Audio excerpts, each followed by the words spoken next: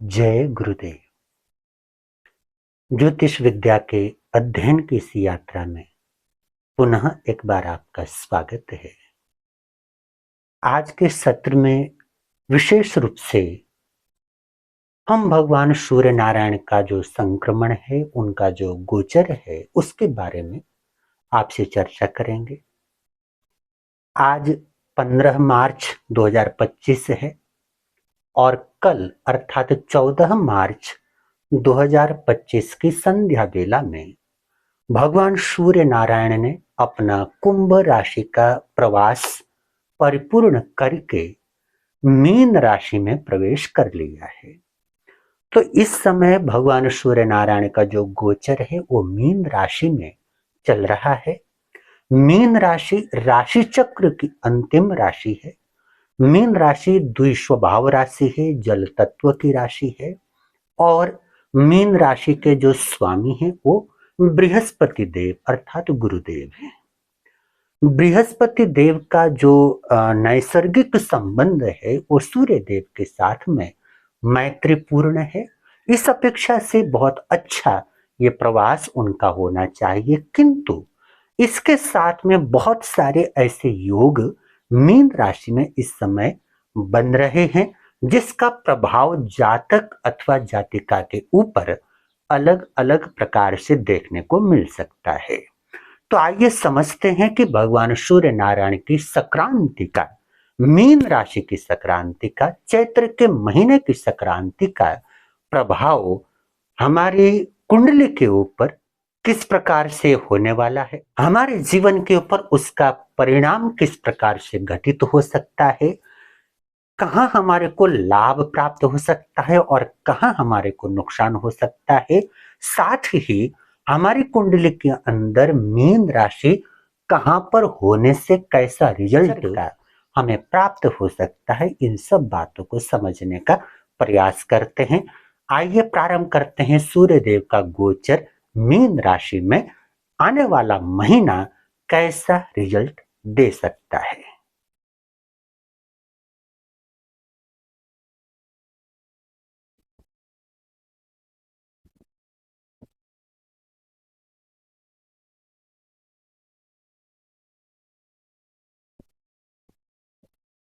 तो हम बात कर रहे हैं सूर्य देव का गोचर मीन राशि में।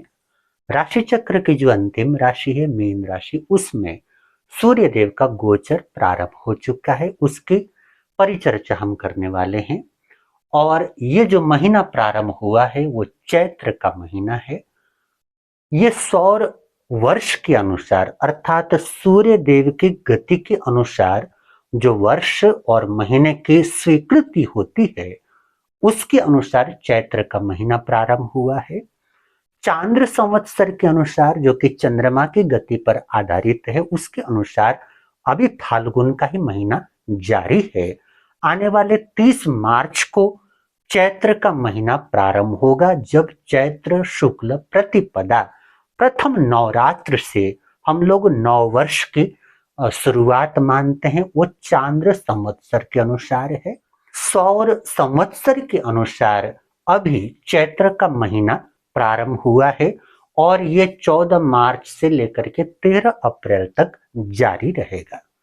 13 अप्रैल की संध्या बेला में अर्थात रात्रि के समय में, या यूं कहें कि 13-14 अप्रैल के दरमियान सूर्य देव का ये जो सौर वर्ष के अनुसार जब मेष राशि में वो प्रवेश करेंगे तब वैशाख का महीना प्रारंभ होता है। इसीलिए कतिपय स्थानों पर वैशाख के महीने से ही वर्ष की शुरुआत मानी जाती है। उसके पीछे ठोस कारण यही है कि इस सौर मंडल के जो अधिपति हैं वो भगवान सूर्य नारायण हैं।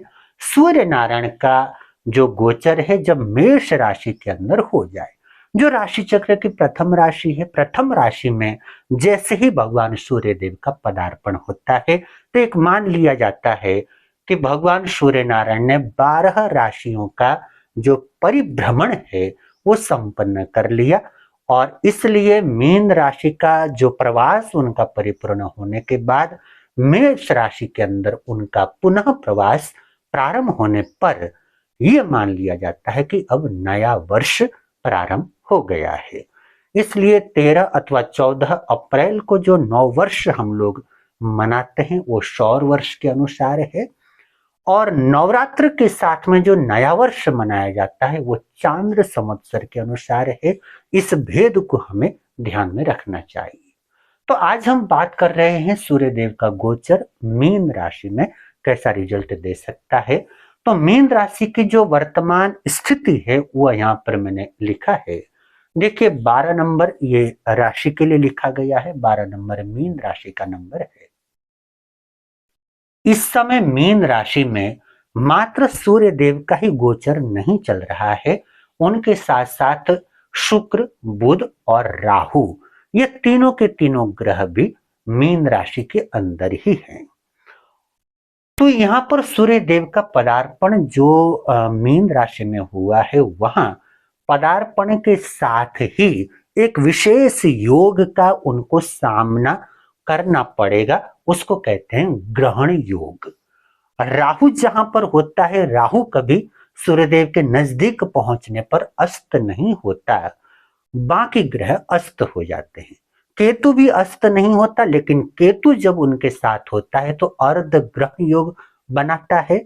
राहु जब साथ में होता है तो पूर्ण ग्रहण योग बनाता है। तो सूर्य देव का पदार्पण जैसे ही मीन राशि में हुआ, मीन राशि जैसा कि मैंने पहले ही बताया कि यह गुरुदेव की राशि है, ये जल तत्व की द्विस्वभाव राशि है, और बृहस्पति देव के साथ में सूर्य देव का जो संबंध है वो मैत्रीपूर्ण है। इस दृष्टि से देखें तो मीन राशि के अंदर पदार्पण सूर्य देव का अच्छा होना चाहिए, किंतु यहाँ पर सूर्य देव का पदार्पण अन्य कई कारणों से बहुत अच्छा नहीं माना जा सकेगा। नंबर 1, राहु का गोचर यहीं होने से ग्रहण योग सूर्यदेव के साथ में बन जाता है, और ग्रहण लगने के बाद सूर्यदेव अपना रिजल्ट उस रूप में नहीं दे पाते। इस बात को हमें ध्यान में रखना होगा। नंबर 2, यहाँ पर शुक्र की भी स्थिति है, अर्थात शुक्र का भी गोचर यहाँ पर चल रहा है, और शुक्र ये सूर्य देव के शत्रु ग्रह माने जाते हैं। शुक्र के साथ में सूर्यदेव का संबंध शत्रुपूर्ण होता है, तो शत्रु के साथ जाकर के बैठने से और ज्यादा सूर्यदेव यहाँ पर कमजोर पड़ जाते हैं। हालांकि एक चीज और यहाँ पर हम कहें, काल पुरुष कुंडली के अनुसार ये जो प्रथम घर है, प्रथम घर में चाहे कोई भी राशि क्यों न हो, अगर वहां पर सूर्यदेव आ जाते हैं तो वो उच्च के हो जाते हैं, और उच्च के होने से यहाँ पर अपेक्षाकृत उनको लाभ प्राप्त होना चाहिए।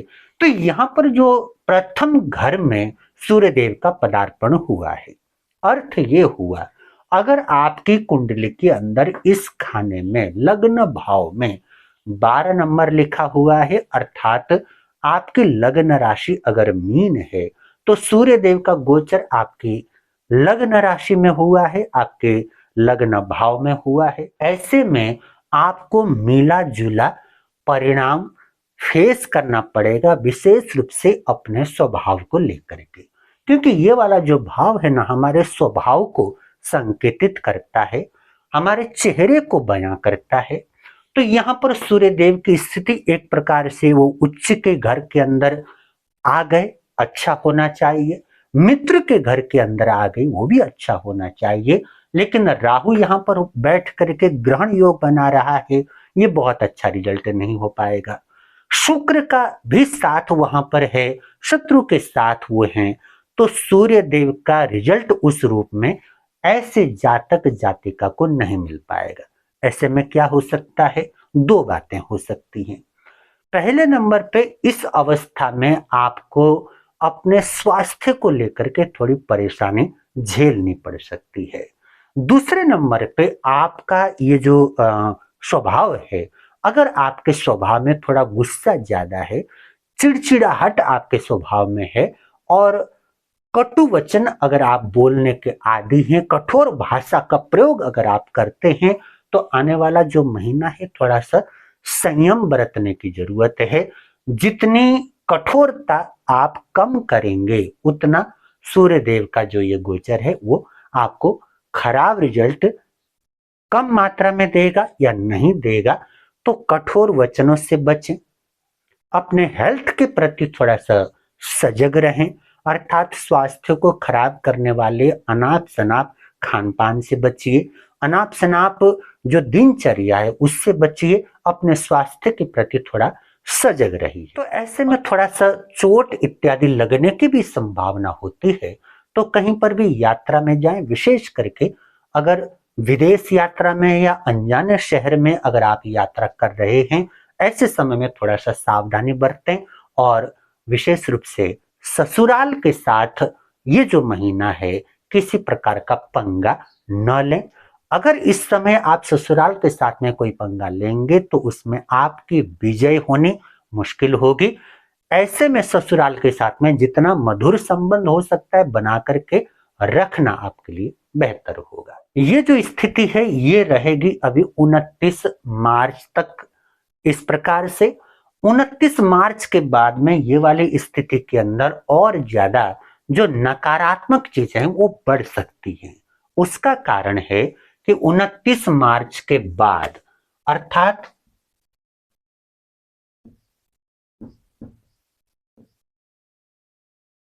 29 मार्च को संध्या अर्थात रात्रि में 9:30 बजे से लेकर के 10:30 बजे के बीच में, ये इसलिए कह रहा हूं कि बहुत सारे स्थलों पर लगभग 9:30 पौने 10 बजे शनि का गोचर बदलने वाला है। बहुत सारे स्थलों पर 10 बजे के लगभग गोचर बदलने वाला है। क्योंकि हमारे देश में जो पूर्व से लेकर के पश्चिम की जो दूरी है उसके अनुसार अलग अलग स्थानों के आधार पर समय में परिवर्तन संभव है। इसलिए मैंने कहा कि 9:30 बजे से लेकर के 10:30 बजे के लगभग। यहां पर जहां मैं हूं इस समय सिमडेगा झारखंड के अंदर, यहां 10:07 में शनि देव का भी प्रवेश मीन राशि में होने वाला है। तो मीन राशि में जैसे ही शनि देव का भी प्रवेश हो जाएगा, आप समझ सकते हैं कि शनि देव भी सूर्य देव के शत्रु ग्रह हैं। और जैसे ही शनि देव प्रथम घर में आ जाते हैं तो जातक जातिका को अपने स्वास्थ्य को लेकर के बहुत समस्याओं को झेलने के लिए मजबूर होना पड़ता है।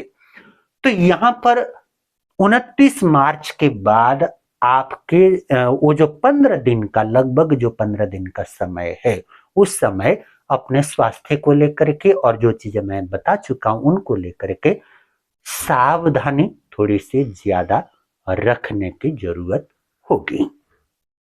एक और बात कि सूर्यदेव का जो यहाँ पर गोचर हो रहा है, जिनकी कुंडली के लग्न भाव में मीन राशि हो, तो एक चीज और आप ध्यान दें कि सूर्य देव कहाँ के स्वामी हैं।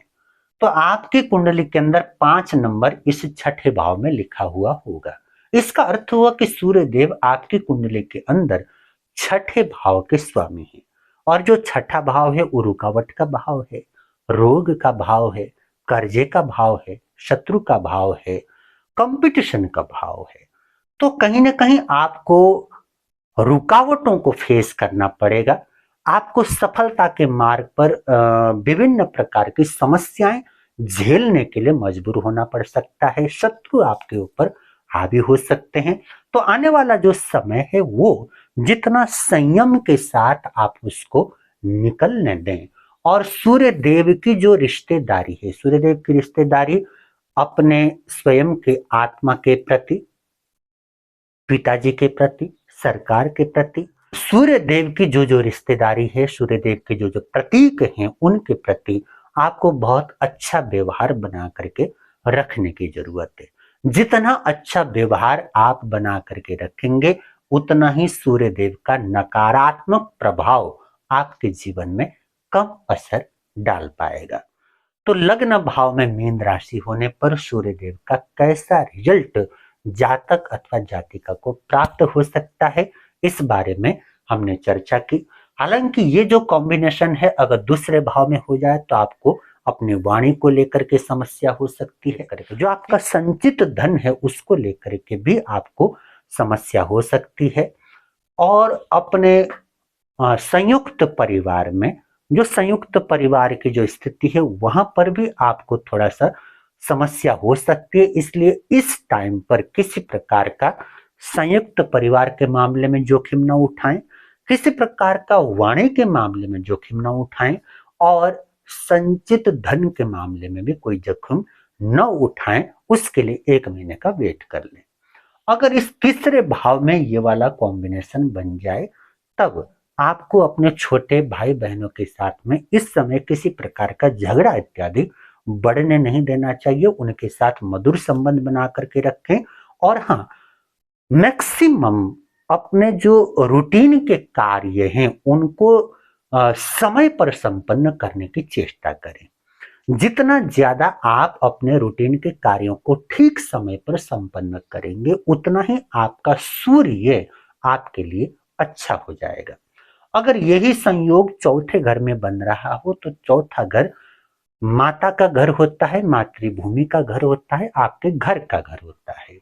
तो यहाँ पर अपने माता के साथ में, मातृभूमि के साथ में, अपने घर के प्रति, वाहन के प्रति जितना हो सके उतना सजग रहने की जरूरत है, सावधान रहने की जरूरत है। 5वें घर में अगर सूर्यदेव का पदार्पण हो जाए तो यहाँ पर थोड़ा सा हम कह सकते हैं कि बहुत ज्यादा समस्या आपको हो सकता है प्राप्त न हो। लेकिन चूंकि यहाँ पर शुक्र की भी स्थिति 5वें घर में ही है और जैसा कि मैंने कहा कि 29 मार्च के बाद शनि का भी आगमन यहीं पे हो जाएगा, तो इस स्थिति के अंदर थोड़ा सा सूर्य देव उतने मजबूत नहीं रह पाएंगे। लेकिन फिर भी 5वां घर उनका अपना घर होता है, तो कोई भी व्यक्ति जब अपने घर में आता है तो अपेक्षाकृत उसको सुकून प्राप्त होता है, थोड़ा बलवान भी हो जाता है। तो 5वें घर में मीन राशि जिनकी कुंडली के अंदर है उन जातक जातिकाओं के लिए बहुत ज्यादा समस्या संभव है न प्राप्त हो। किंतु फिर भी आपको चाहिए कि अपनी जो योजना बनाने की कला है उसको नियमित जितना कर सकते उतना करते जाएं और इस दौरान महिलाओं से जितना दूरी बनाई जा सकती है उतनी दूरी बनाने की चेष्टा करें। आप पूछेंगे अगर महिला की कुंडली में ऐसा हो तो महिला की कुंडली में ऐसा हो तो पुरुषों से थोड़ा सा दूरी बनाने की चेष्टा करें। रात्रि में अगर संभव न हो तो कम से कम दिन में ये दूरी बराबर मेंटेन करके रखिए, आपको लाभ प्राप्त होगा।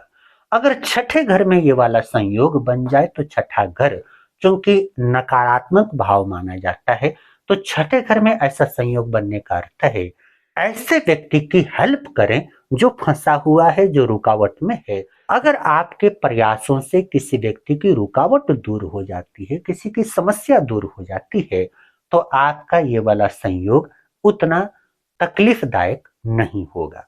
अगर यही संयोग आपके 7वें भाव में बन जाए तो यहां पर और ज्यादा आपको समस्या फेस करनी पड़ सकती है, विशेष करके अपने दाम्पत्य जीवन को लेकर के, अपने जीवन साथी को लेकर के आपको समस्या ज्यादा उग्र रूप में परेशान कर सकती है। तो बेहतर होगा कि ऐसे में किसी प्रकार का नया जोखिम न उठाएं और किसी भी प्रकार से झगड़े को बढ़ने न दें। अगर यही संयोग आपके 8वें भाव में बन जाए अर्थात इस घर में बन जाए तो इसका अर्थ हुआ ये अपूरणीय क्षति का घर है। तो यहां पर ऐसा होने का मतलब है कि कोई ना कोई दुर्घटना कहिए, कोई ना कोई हानि कहिए, कोई ना कोई समस्या आपके जीवन में प्रॉब्लम खड़ी कर सकती है। तो ज्यादा से ज्यादा सावधान बने रहें और अगर यहाँ पर इस प्रकार का योग है तो आप एक काम करें, इस टाइम पे एक तांबे का सिक्का ले जा करके आप शमशान भूमि के बाहर खड़े हो करके शमशान भूमि में फेंक दें और भगवान सूर्य नारायण का नाम लेकर के स्मरण करके उनको प्रणाम करें। सामान्य सा उपाय आप कर लें। अगर 9वें घर में ये वाला संयोग बनता है तो 9वां घर धर्म का घर है और बृहस्पति देव का घर है, तो 9वें घर में ये वाला संयोग बनने से बहुत ज्यादा मात्रा में आपको प्रॉब्लम फेस नहीं करनी पड़ेगी। जितना ज्यादा धर्म के साथ जुड़े रहेंगे उतना ज्यादा आपको लाभ प्राप्त होगा। 10वें घर में अगर ये वाला योग बने तो कारोबार के अंदर आपको अप एंड डाउन देखने को मिल सकते हैं, लेकिन उसके साथ हम ये भी कह सकते हैं कि कारोबार के अंदर एक नए अवसर भी आपको प्राप्त हो सकेंगे। और सजग रहें, कोई भी नया अवसर प्राप्त होता है तो भगवान सूर्य नारायण को स्मरण करके उसको लपक लीजिए, मौका अच्छा होगा। अगर 11वें घर में ये वाला संयोग बन रहा है तो 11वां घर आप जानते हैं ये लाभ का घर है और आपके बड़े भाई बहनों का घर है, और इस घर से आपकी आमदनी को देखा जाता है। तो हो सकता है कि आपको थोड़ा आमदनी को लेकर के इस महीने अर्निंग्स को लेकर के समस्या फेस करनी पड़े, बड़े भाई बहनों से थोड़ी सी समस्या फेस करनी पड़े। जितना हो सके उनके साथ में अच्छे रिश्ते बना करके रखना बेहतर होगा। अगर ये संयोग आपके 12वें भाव में है तो आपकी दाईं आंख में किसी प्रकार की समस्या भी हो सकती है। अगर पहले से ही आपके दाईं आंख में या दाएं हिस्से में या शरीर के दाएं हिस्से में किसी प्रकार की समस्या हो और आप उसका इलाज इस समय करने की प्लानिंग कर रहे हो, तो मैं आपको सलाह दूंगा कि कम से कम 13 अप्रैल के बाद उसका इलाज करने की ओर आगे बढ़ें। अगर इमरजेंसी ना हो तो, इमरजेंसी है तब तो करवाना ही है, अगर इमरजेंसी नहीं है तो 13 अप्रैल के बाद ही आप इस हिस्से का जो भी इलाज इत्यादि करवाना है उसकी प्लानिंग कर सकते हैं। तो 12वां भाव थोड़ा सा अनाप शनाप खर्चे आपसे हो सकते हैं। अस्पताल से जुड़ा हुआ कोई ना कोई मामला आपको थोड़ा सा परेशान कर सकता है। तो ये सूर्य देव का जो गोचर 12 भाव में किस प्रकार का रिजल्ट हमारे को दे सकता है, सामान्य रूप से मैंने वो बातें आपके सामने रखी। लेकिन एक मूल बात मैं अवश्य कहना चाहूंगा कि मीन राशि में सूर्य देव का जो पदार्पण है, ये जो गोचर है, जहां पर भी सूर्य देव आपकी कुंडली के अंदर हो, यहां पर उनका जो गोचर है वो षडाष्टक वाला गोचर है।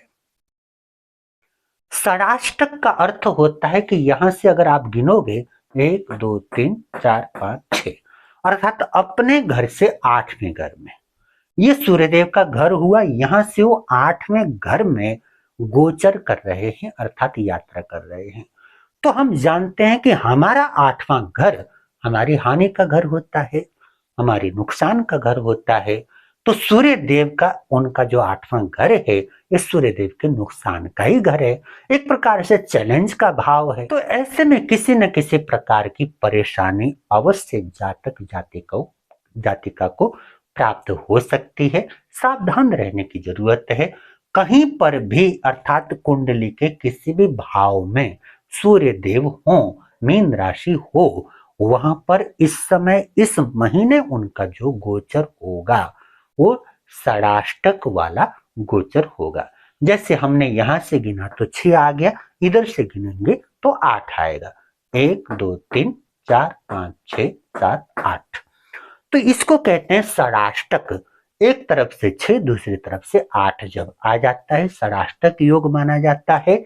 और षडाष्टक योग बहुत अच्छा योग नहीं रहता। भावत भावम के अनुसार भी इसको बहुत बढ़िया नहीं कहा जाता। इसको अच्छा करने का एक ही उपाय है। देखिए, छठा भाव हमारे चैलेंज का, कंपटीशन का भाव है, और 8वां भाव एक प्रकार से अंधेरे का भाव है। तो आप एक काम कर सकते हैं कि जैसे मैंने कहा कि कोई ऐसा व्यक्ति आपको नजर आए जो किसी समस्या में फंसा हुआ है, छोटी हो बड़ी हो किसी भी प्रकार की समस्या हो, उसको रुकावट से बाहर निकलने में आप हेल्प करेंगे, आपकी हेल्प हो जाएगी।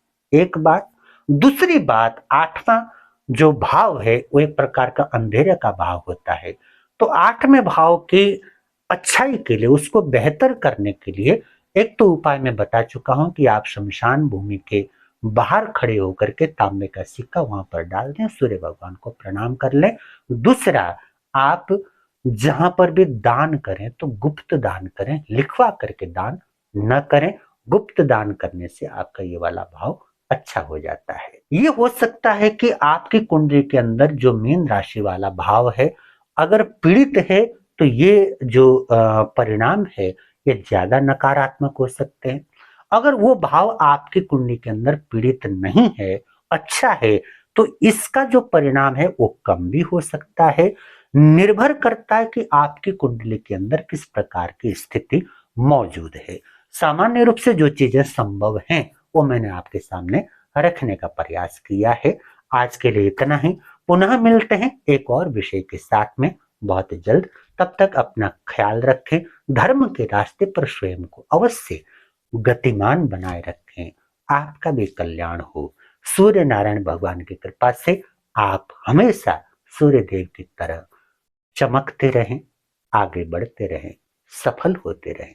यही मेरी सद्भावना, मंगल कामना। होली पर्व की शुभकामना, रंगोत्सव की बहुत बहुत बधाई, शुभकामनाओं के साथ इतने प्रेम से मेरे शब्दों को सुना उसके लिए कृतज्ञ हूं। आप सबके भीतर में विराजमान परमात्मा रूपी पवित्र आत्मा को मेरे कोटि कोटि नमन। जय गुरुदेव।